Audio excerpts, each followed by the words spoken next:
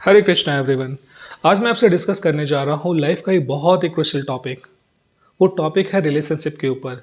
वैसे हम सब सामाजिक व्यक्ति हैं, हम सब समाज में रहते हैं और काफ़ी सारे लोगों से सराउंडेड है। पर एक्चुअली अगर जब हम अपने आप में के अंदर झांक कर देखें और जिनके साथ भी हमारा जो भी रिलेशनशिप है, जब उस रिलेशनशिप के गहराई में जाकर देखें तो पाएंगे वो रिलेशनशिप खोखला हो चुका है। कनेक्शन किसी के साथ नहीं है। यही कारण है, एक साधु बोल रहे थे कि है ना, इस संसार में अगर कोई एक व्यक्ति भी हमारे जीवन में है जिनके सामने हम अपना हृदय अगर खोल पा रहे हैं तो हमें अपने आप को बहुत भाग्यशाली मानना चाहिए, क्योंकि ये भी बहुत दुर्लभ है कलयुग में।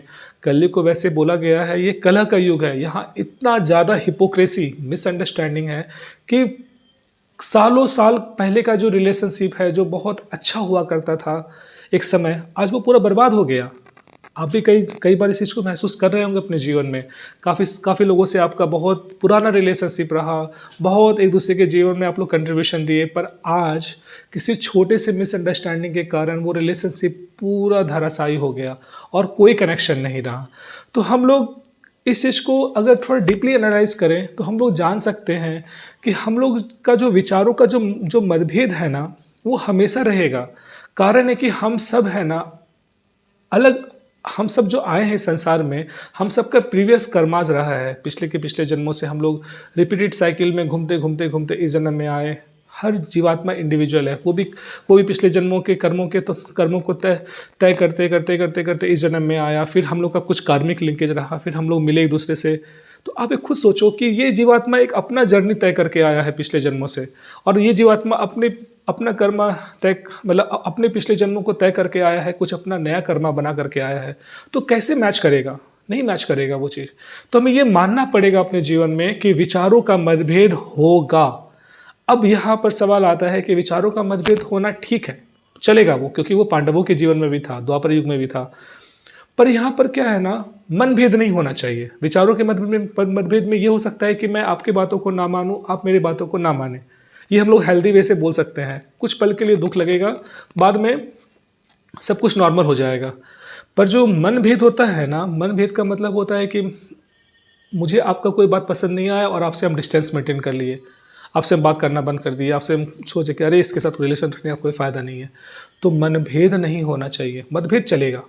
तो अब हम लोग है ना, मतभेद जब होता है ना, मतभेद के कारण ही मनभेद भी आ जाता है। कई बार ऐसा होता है कि जब मतभेद होता है तो मतभेद में हम लोग है ना बहुत ज़्यादा एग्रेसिव हो जाते हैं, कुछ ऐसा उल्टा पुल्टा बोल देते हैं जिस कारण से है ना सामने वाला चाह करके भी है ना रिलेशनशिप नहीं रखना चाहता है, फिर वो है ना अपने आप को दूर कर लेता है। तो वहाँ पर मनभेद हो जाता है। तो हम लोग मतभेद को कैसे कैसे है ना इस तरह से लेके जाएं ताकि वो मनभेद में ना बदले। तो सबसे पहला क्रुशियल चीज़ है कि हम लोग को क्या करना चाहिए। जैसे मान लीजिए मेरा आपसे कन्वर्सेशन हो रहा है, ठीक है, और आप है ना, आप कुछ किसी टॉपिक पे आप कुछ बोल रहे हैं और हम सुन रहे हैं। तो आप जब बोल रहे हैं तो मुझे वो चीज़ उतना अच्छा नहीं लग रहा है, तो वो मेरे मन को भा नहीं रहा है, वो मेरे मन के अगेंस्ट जा रहा है। तो हम आप पे चिल्लाने लगे, अरे भाई तू क्या है, तुम आदमी यार, तुम तो गधा है, तुमको तो कुछ भी नहीं आता है, तुम जो बोल रहे हो तुम्हारे सेंस है, तुम क्या बोलते हो यार, तुमको ये नौकरी कैसे मिल गया, तुम संसार में हो कैसे, तुम क्या भक्ति करते हो, तुम ये क्या करते हो। हमको ऐसे कभी नहीं बोलना चाहिए। तो उससे क्या होगा ना कि हम उसके पूरे पूरे लाइफ स्टाइल को ही जज कर लिए। वो एक कुछ पॉइंट बोल रहा है, उसके पॉइंट को हमको सुनना चाहिए। अगर पसंद नहीं आ रहा है तो क्लियरली बोलना चाहिए, भाई देखो तुम जो बोल रहे हो ना, हमको ये अच्छा नहीं लग रहा, तुम अगर इसको ऐसे बोलोगे तो हमको अच्छा लगेगा। या मान लो वो कोई पॉइंट रख रहा है और वो बोल रहा है कि हम आप इस चीज़ को एक्सेप्ट कर लो, तो क्लियरली आप ना बोलो कि नहीं भाई हम इस चीज़ नहीं एक्सेप्ट कर पाएंगे, तुम इसको थोड़ा ऐसे कर लो, है ना। हमेशा विन विन सिचुएशन होना चाहिए कि ठीक है, अगर वो 10 पॉइंट अपना बोल रहा है एक्सेप्ट करने के लिए, तो और हमको उसका 5 पॉइंट एक्सेप्ट हो रहा है ना, 5 पॉइंट हम अपना बोल रहे हैं, तो उसको मेरा 5 पॉइंट एक्सेप्ट कर लेना चाहिए और हमको उसका 5 पॉइंट एक्सेप्ट कर लेना चाहिए, तो वो 10 पॉइंट पूरा फुलफिल हो जाएगा। तो जस्ट वैसे ही रिलेशनशिप में हम लोगों को है ना कभी भी एग्रेसिव नहीं होना चाहिए, कभी भी चिल्लाना नहीं चाहिए किसी पे, कभी भी किसी को एब्यूज़ नहीं करना चाहिए।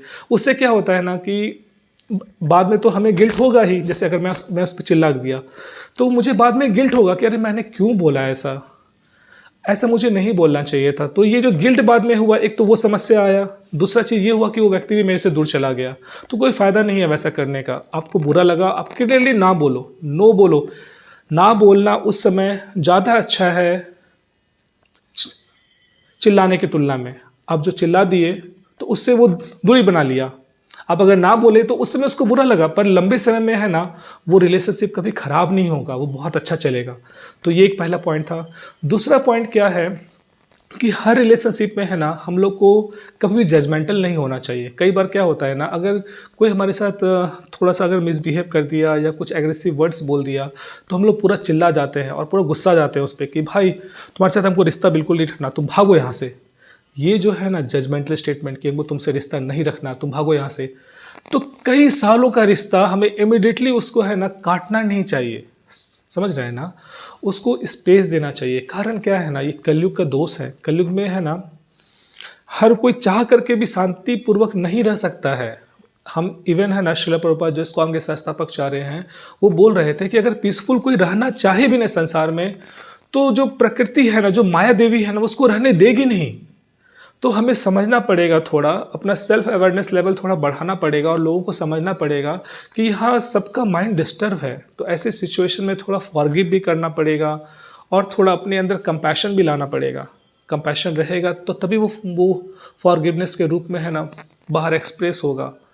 तो मेरा आप सबसे विनम्र निवेदन है कि अगर आपको कहीं पर भी कुछ अगर डाउट लगा हो या कुछ आप भी अगर अपनी लाइफ का रियलाइजेशन शेयर करना चाहते हैं, तो आप प्लीज़ मेरा जो इंट्रोडक्शन पेज है उसमें मेरा नंबर दिया हुआ है या मेल आईडी दिया हुआ है, आप उसमें शेयर कर सकते हैं वीडियोस को। मैं अपने यूट्यूब चैनल में उसे अपलोड करूंगा।